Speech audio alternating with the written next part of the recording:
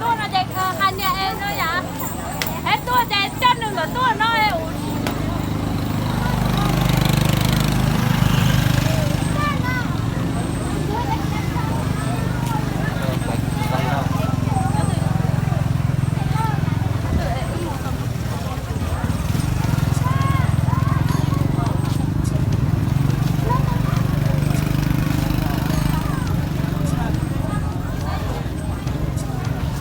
Này chị lên mãi đây bán cả. Lên từ chiều qua.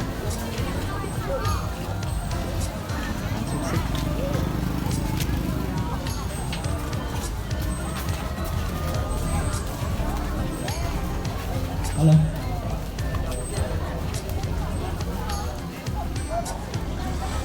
Lên từ chiều qua cả.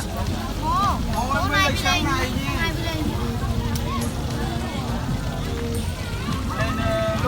này giá. Đi học ở hôm nay qua cái điện Nha Phương hỏi là Nha Phương đi đâu.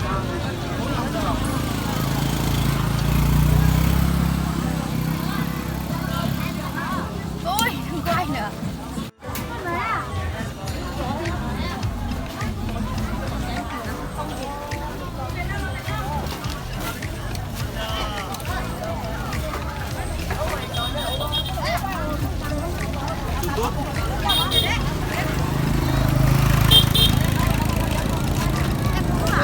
Đang quay chữ.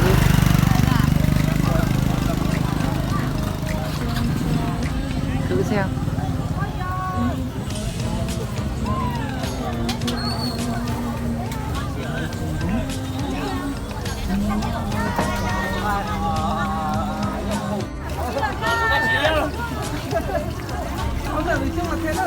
Ăn sớm thế.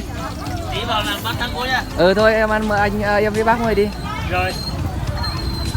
Này tổ chức trên đây tha hồ chơi nhỉ? Nay lại nghỉ làm rồi không? Đây em nghỉ mai mới đi.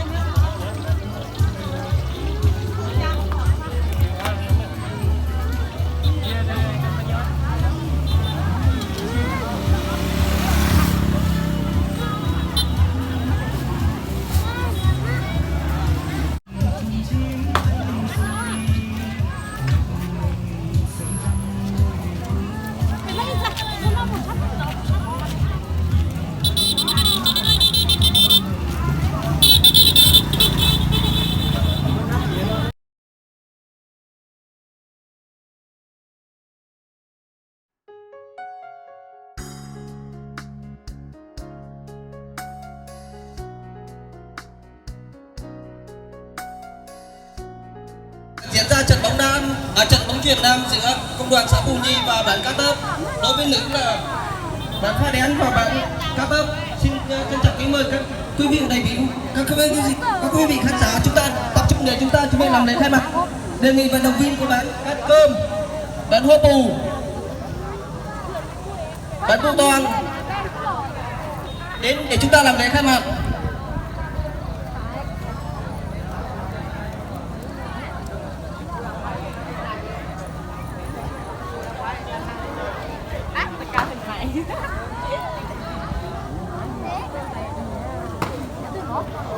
Gửi lời chào và lời chúc quý vị đại biểu sức khỏe, thành công trong cuộc sống. Kính thưa quý vị đại biểu, các vị khách quý, thưa vận động viên 11 bảng, thưa tất cả bà con nhân dân, chương trình trình văn nghệ chào mừng lễ kỷ niệm 77 năm Cách mạng tháng 8 và Quốc khánh mùng 2 tháng 9 xin phép được bắt đầu. Và để mở đầu cho chương trình là tiết mục múa Em là bông hoa của núi rừng do chi hội phụ nữ bản Ca Táp thể hiện. Mời bà con hướng mắt lên sân khấu để thưởng thức.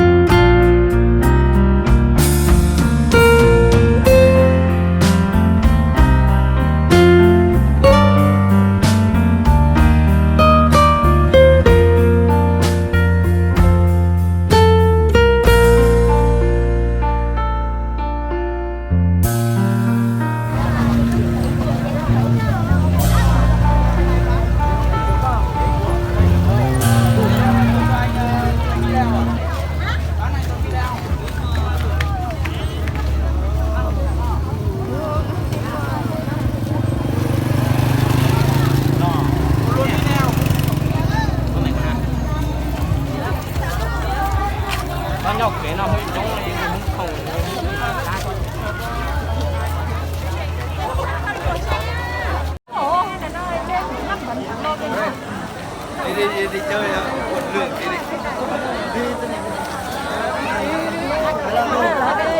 mua rồi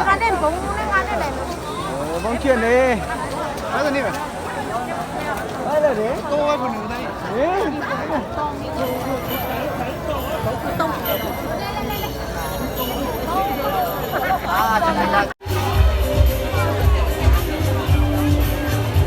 Đề nghị bà con chúng ta cho một tay nào.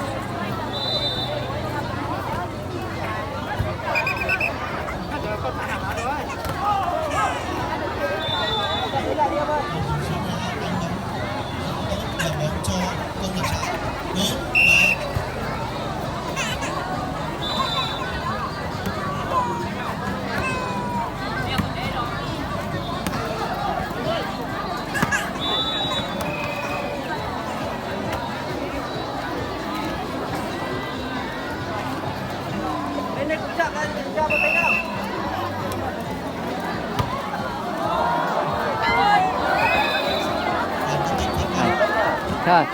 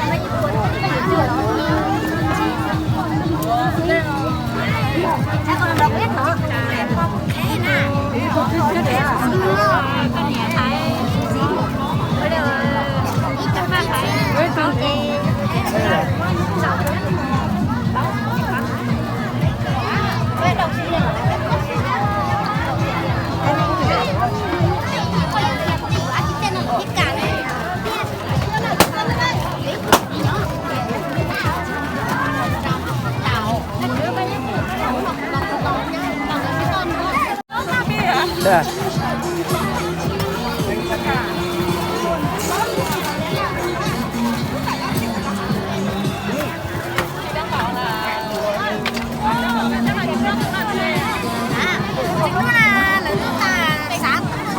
Anh ơi, đưa cho em cái túi khoai. Đưa em cái túi đũa cái khoai. Đưa em túi vào mà.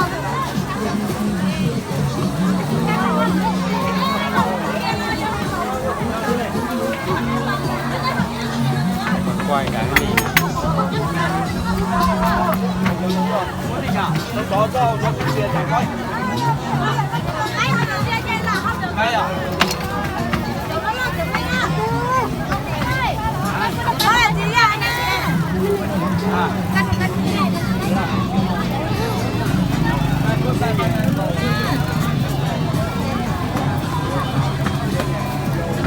Mua đi. Đây đi. Đây này, cân này anh ơi. Tươi 1 cân. Lên mấy cây? 2 cái à?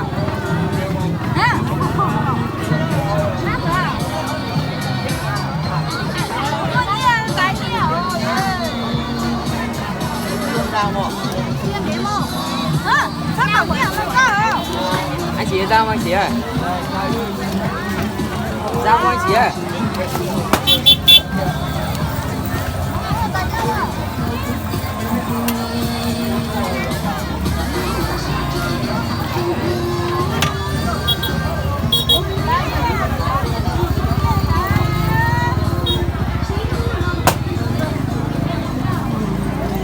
Còn túi à?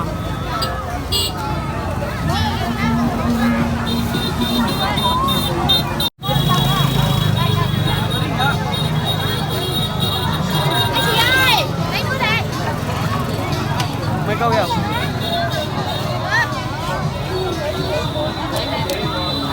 Không thôi.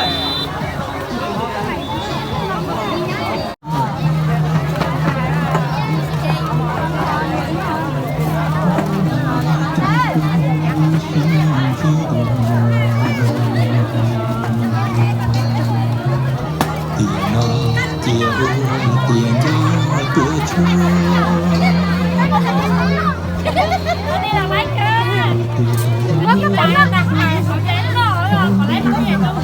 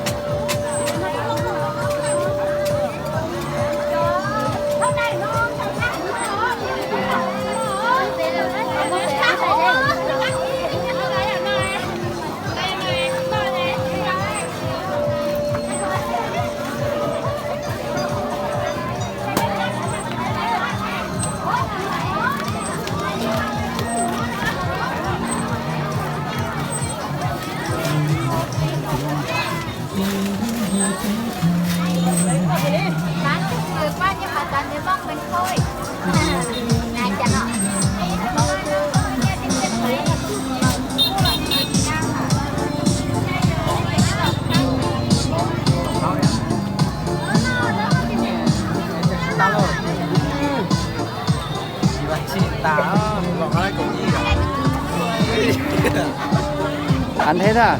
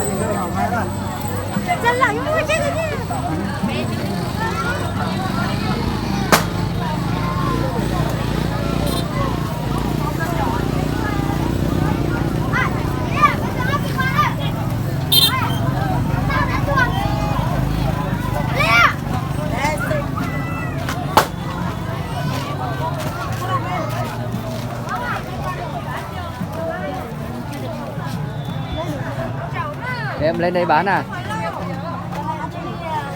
Lượng này không lên à? Ra chim bụng ra nghĩa là ra điểm này ra điểm màu luôn con xin nó màu ra về nên giờ tính rồi đó đó điểm màu